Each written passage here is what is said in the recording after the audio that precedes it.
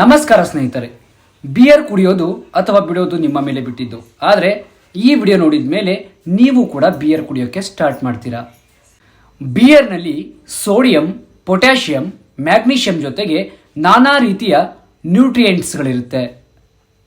ಸಮಯಕ್ಕೆ ಸರಿಯಾಗಿ ವಿಟಮಿನ್ಸ್ನ ತಗೊಳ್ಳೋಕ್ಕೆ ಆಗ್ತಾ ಇಲ್ಲ ಅನ್ನೋರಿಗೆ ಬಿಯರ್ ಒಳ್ಳೆಯ ಆಪ್ಷನ್.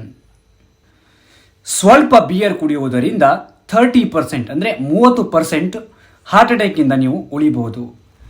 ಬಿಯರ್ ಕುಡಿಯುವುದರಿಂದ ಶರೀರಕ್ಕೆ ಹಾನಿ ಉಂಟು ಮಾಡುವ ಬ್ಯಾಕ್ಟೀರಿಯಾಗಳನ್ನು ಸಂಪೂರ್ಣವಾಗಿ ಕೊಲ್ಲಬಹುದು. ಬಿಯರನ್ನು ನಿಯಮಿತ ಸಮಯದಲ್ಲಿ ಆಗಾಗ ಸ್ವಲ್ಪ ಸ್ವಲ್ಪ ಕುಡಿಯುವುದರಿಂದ ನಿಮ್ಮ ಯೌವನವನ್ನು ಕಾಪಾಡ್ಕೊಳ್ಬಹುದು. ಅಂದರೆ ಯಾವಾಗಲೂ ಎನರ್ಜೆಟಿಕ್ ಆಗಿರ್ತೀರಾ, ಯಂಗ್ ಥರ ಕಾಣ್ತೀರಾ.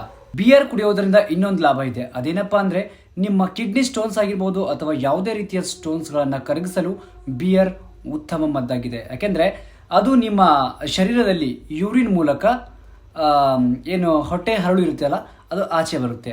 ಇದೇ ರೀತಿಯ ಹೆಲ್ದಿ ಟಿಪ್ಸ್ಗಾಗಿ ನನ್ನ ಫಾಲೋ ಮಾಡಿ.